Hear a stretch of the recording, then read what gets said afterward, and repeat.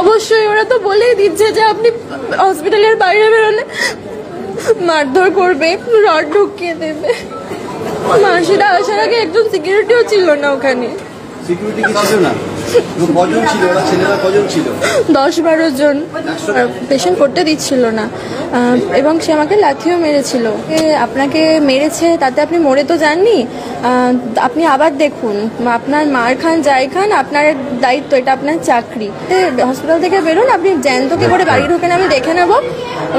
আপনার শরীরে আমি আর বলতে পারছি না, বিভিন্ন জায়গার কথা বলে উনি রড ঢুকিয়ে দেবো। আমি ডিউটি করছিলাম প্রত্যেক দিনের মতোই। একজন পেশেন্টের আমি এক্সামিনেশন করেছিলাম, সেই এক্সামিনেশন পেশেন্ট করতে দিচ্ছিল না এবং সে আমাকে লাথিও মেরেছিল। তো তখনই এক্সামিনেশন করা খুব জরুরিও ছিল না, কারণ পার অ্যাবডোমিনাল এক্সামিনেশন আমি করেছিলাম এবং পেশেন্ট ঠিক আছে আমি বুঝতে পেরেছিলাম। তো সেই জন্য সেই মতো ট্রিটমেন্ট শুরু করে আমি অন্য পেশেন্ট দেখা শুরু করি। পেশেন্টের বাড়ির লোক আমাকে বলে যে আপনাকে মেরেছে তাতে আপনি মরে তো যাননি, আপনি আবার দেখুন, আপনার মার খান যাই খান আপনার দায়িত্ব, এটা আপনার চাকরি।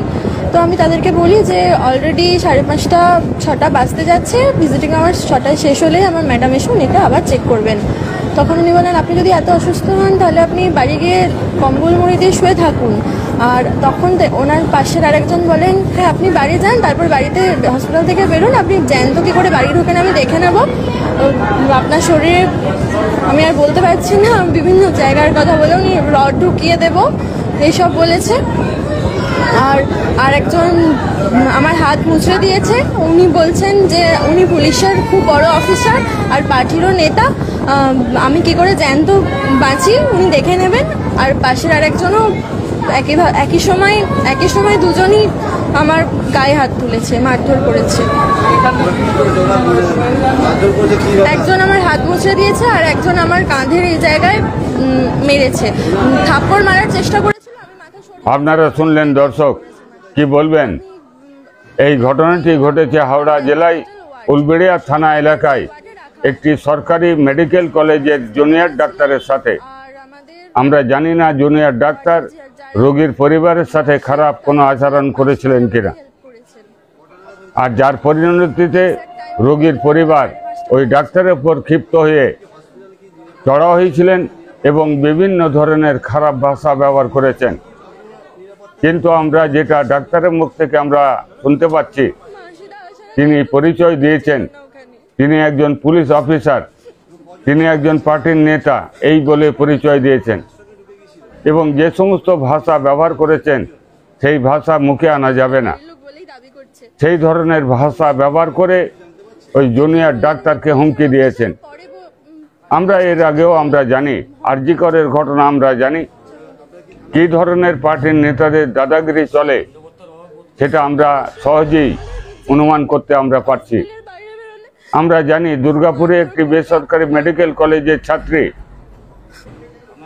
রাত 7টার সময় কিভাবে গণধর্ষিতা হয় সেটা আমরা জানি। খুবই দুর্ভাগ্যের বিষয়। আমরা কখনো চাই না রোগীর পরিবারের সঙ্গে ডাক্তারের, অথবা ডাক্তারের সঙ্গে রোগীর পরিবারের, অথবা পার্টির নেতা বা পুলিশ কর্তার দাদাগিরি চলুক।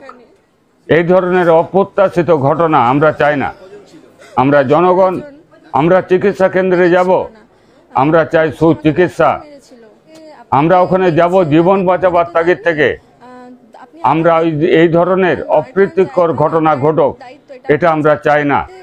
খুবই দুর্ভাগ্যের বিষয়, আমাদের রাজ্যে সুশাসন না থাকার কারণে এই ধরনের অপ্রীতিকর ঘটনাগুলো সব জায়গায় ঘটে চলেছে। আপনারা যারা হুদিস টিভি দেখছেন, হুদিস টিভির কমেন্ট বক্সে আপনার গুরুত্বপূর্ণ মতামত অবশ্যই দেবেন। সকলকেই নমস্কার।